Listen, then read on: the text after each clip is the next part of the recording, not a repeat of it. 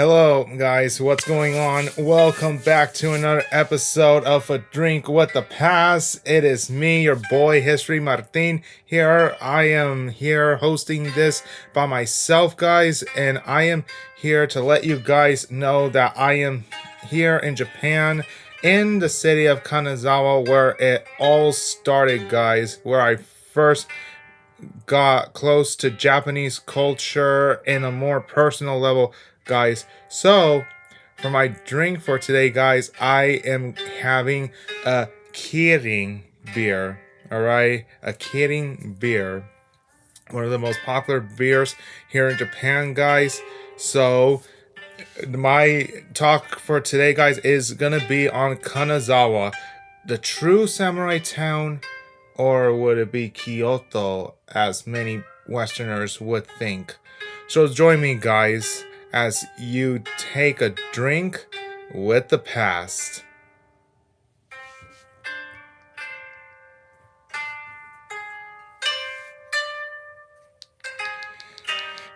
All right, guys. So let's get to it, guys. So Kanazawa, what is this city, you may ask? Like, you know, is it like a known city, or is it just a city that not a lot of people know about? Well, Kanazawa is a city that's located in the Ishikawa Prefecture, which is on the western side of the main island of Japan, right? And it is literally a 2 hour and 15-minute train ride from Tokyo Station to Kanazawa, more specifically, a bullet train.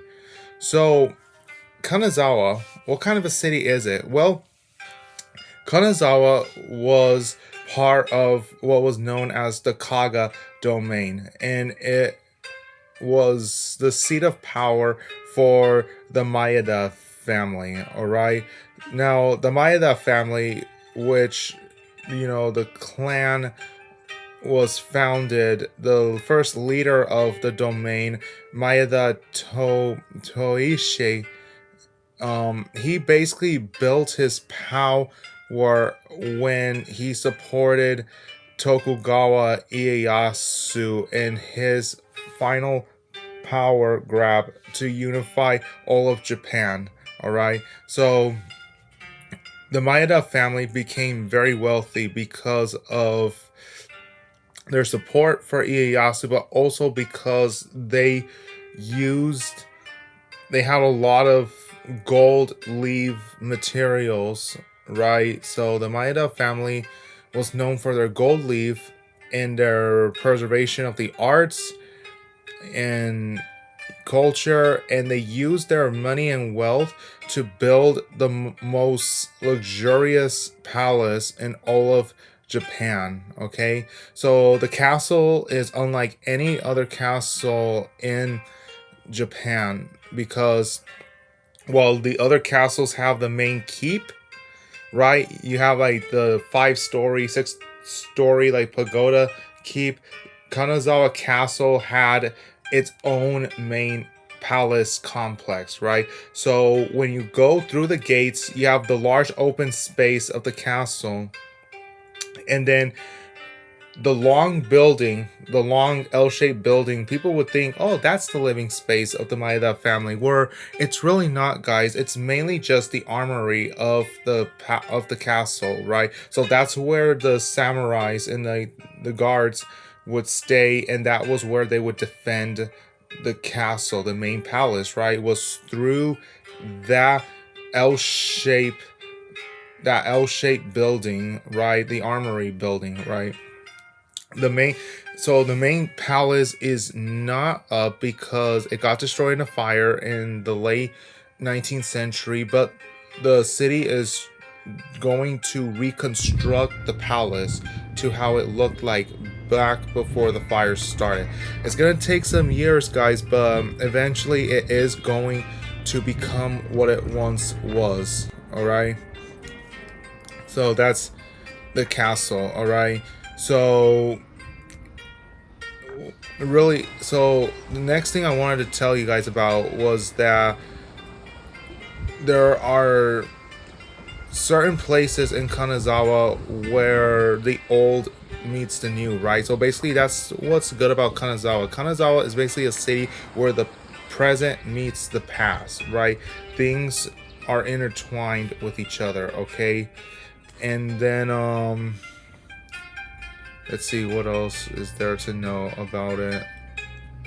So there are one of the things I like about Kanazawa is that there are two tea districts within the city, right? You have one that's in the east and you have one that's in the western part of the city, right?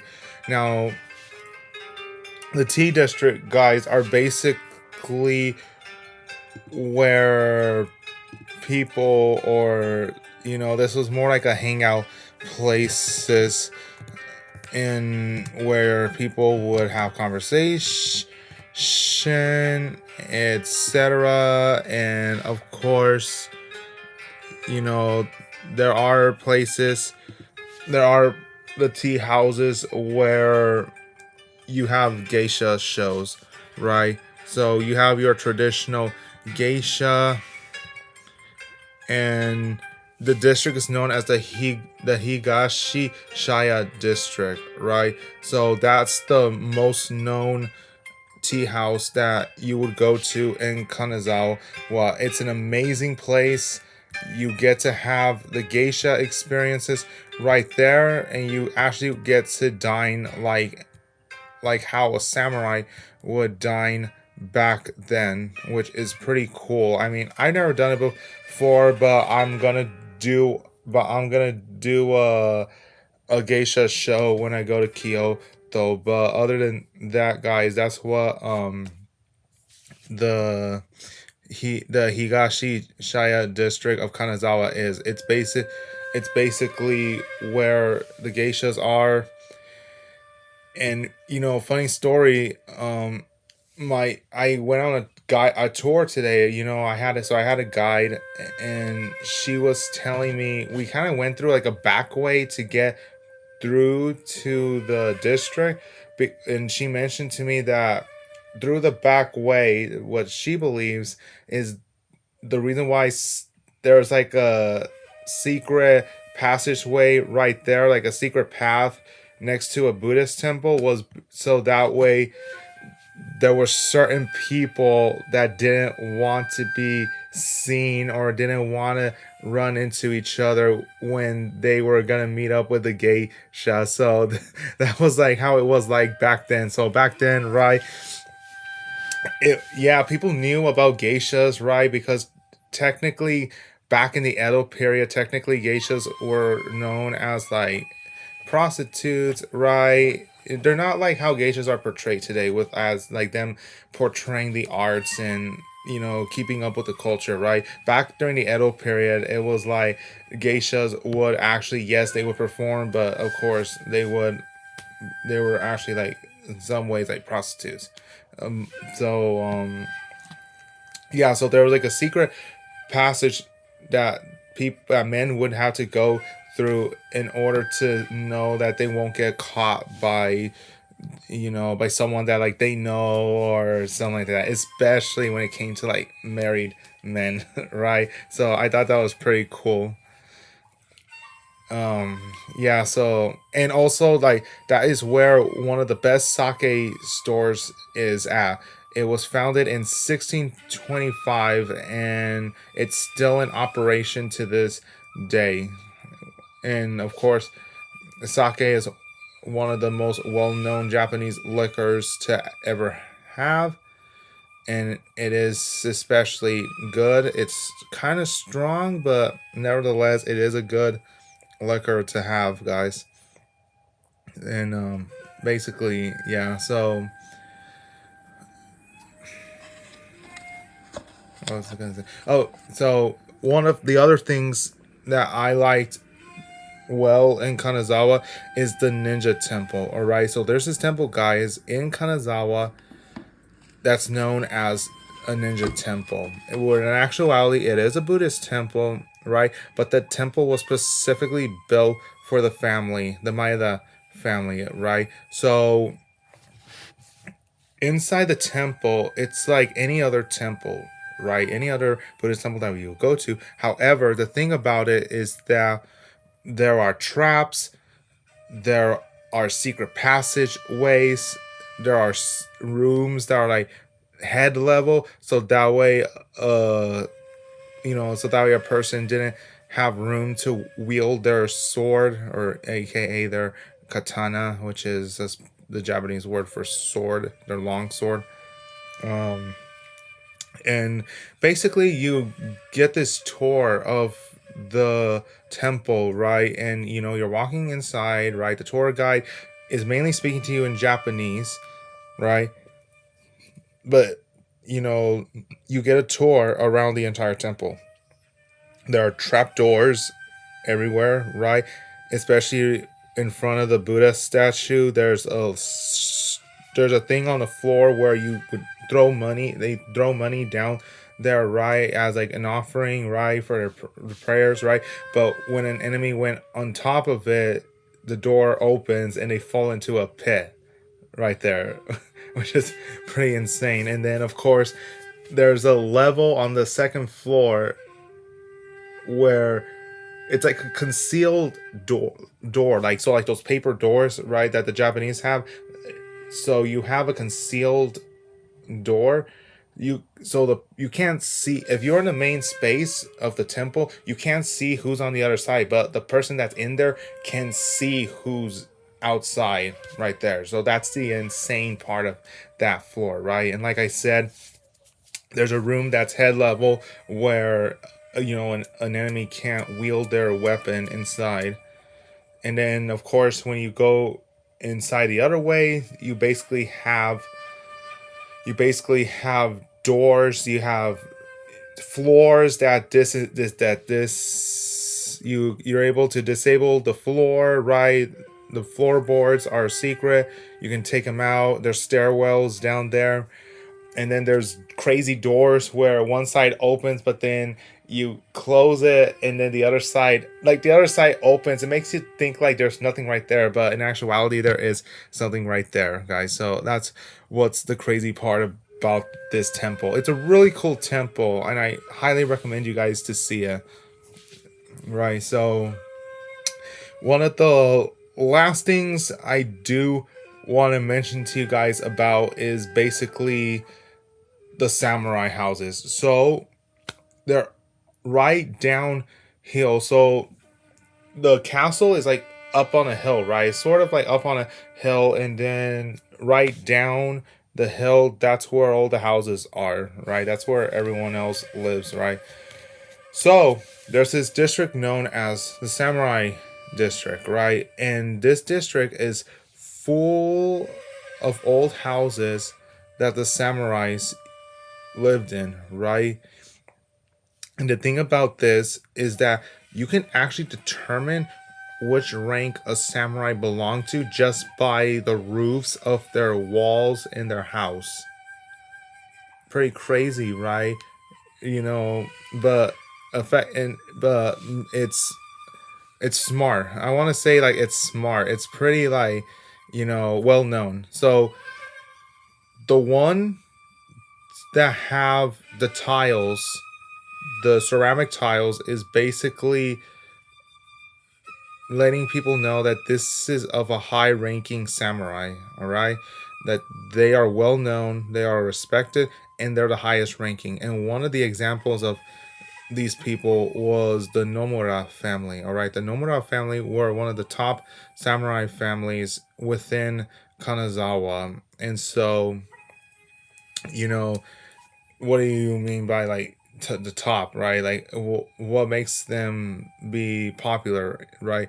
So it's basically the layout of the house, all right. So the main meeting area is big. It's really big, and their sliding doors are decorative. They have decorated doors, all that good stuff, right? And then their garden is big. The outside garden is really big, and you have like a pond. There's a pond in the middle, and water flows from the stream from within the outside. So there's a stream right next to the house in which water would then flow in through this little hole on the wall. And so it creates a pond, and then there's a leeway that where the water comes out back into the stream. All right. So they have a garden, a big garden, a big living space area, and upstairs, and they have a second floor, which is reserved as a tea ceremony room, right? So that's a house.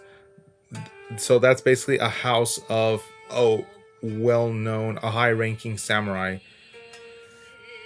The other house that I went to is of a low-ranking samurai, right? And the way how you know it's a low-ranking samurai is because the roof is just wood.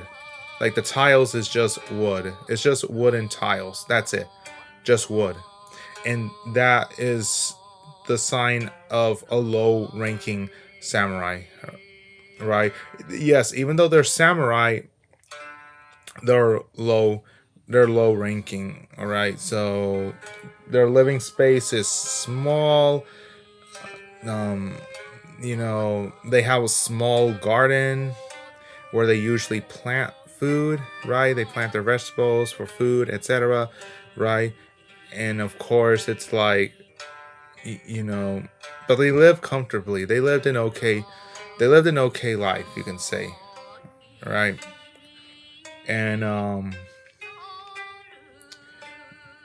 yeah, basically, that's like the samurai. That's the samurai district right there. So now this is where I am going to officially close. Yes, I know it was a short episode today, guys, but really, I wanted like to talk to you guys about. Well, actually, no. So Kanazawa was also a city that was not touched during World War II. Okay, and my guide actually told me that she believes that like that they were fortunate that Kanazawa was never bombed during World War II. And of course, to me, it's understanding because, to be honest, Kanazawa wasn't really a place of interest for the U.S. to do a bombing raid, because really there wasn't really nothing to bomb in Kanazawa, because their main focus were like the most important cities. So, for example, Tokyo, Rai, Hiroshima, and some, and I think they bombed Kyoto, I think. But it's supposed to be, they were bombing specifically like military targets. So basically cities that were like industrial, that were making military weapons, naval yards, etc., right? So fortunately, right, to the people of Kanazawa during World War II, they were not bombed, which was a good thing. But she also mentioned to me that during World War II, the commander of the headquarters in Kanazawa Castle. So yes, Kanazawa Castle was used by the military during World War II, but she kind of told me that he ordered the castle to be burned down. So he ordered the castle to be destroyed, so that way, if the U.S. did bomb Kanazawa, the U.S. wouldn't have bombed the castle. So it was better to sacrifice this cultural, this cultural thing, this cultural building, right, by themselves, rather than have an enemy destroy it, right? So sacrifice. So the Japanese would sacrifice Kanazawa Castle, right? Destroy it, so that way the U.S. would not be able to bomb it and destroy it. So, there you guys kind of have it, guys, right there. So Kanazawa. So can it really be considered as the true samurai town, or is it Kyoto like every Westerner probably had always thought about when they think about Japan, right? Is like, oh, Kyoto is where samurais are. Well, the answer is, to me, Kanazawa, and also not just to me, but also to my guide. My guide too. I asked her this question, and to be honest, yes, Kanazawa is the true samurai town. Kanazawa is the place to go to if you want to know about samurai history. All right, because Kyoto was more for political things. All right, that was where noblemen, a lot of noblemen lived. That was where, the emperor. Even though that's where the emperor was, right? Kyoto was more of like the cultural, like the political like the political area of Japan, right? And that's where a lot of noblemen stayed at, right?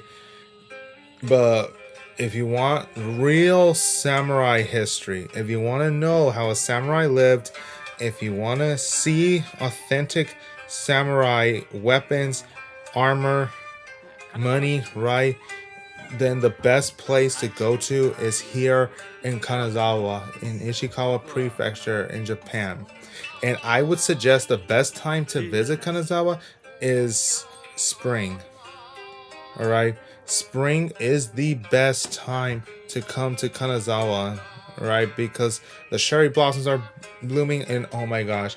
Yes, yes, since I am here in Japan, the cherry blossoms are just amazing, especially next to right next to the castle. They are in full bloom and they just look so beautiful and amazing. All right. So, basically, next time you plan your trip, put Kanazawa on your list. All right, I highly recommend Kanazawa. It is a must go place. So yes, yes, Kanazawa is the true samurai town. It is the old time samurai town, and you would love to visit this place. Like I said, if you're into samurai, if you love samurai history, if you want to know how they lived, and you know how the Maeda family contributed a lot to it, that is your place to go. Kanazawa is your go-to. All right. So this closes our episode for today, guys. Thank you so much for tuning in, guys. It was awesome, right? And hopefully by the next time I come up with a good episode, which would most likely be from Tokyo, guys. So until then, guys, please like, comment, and subscribe on my channel. And keep up with TikTok. All right, keep up with my TikTok. So history Martin, that's my TikTok, guys. I am constantly posting on there, guys, on my trips. So be on the lookout for that. So as always, guys, take care, guys, and I happy that you guys were able to tune in. So thank you once again for taking a drink with the past, guys.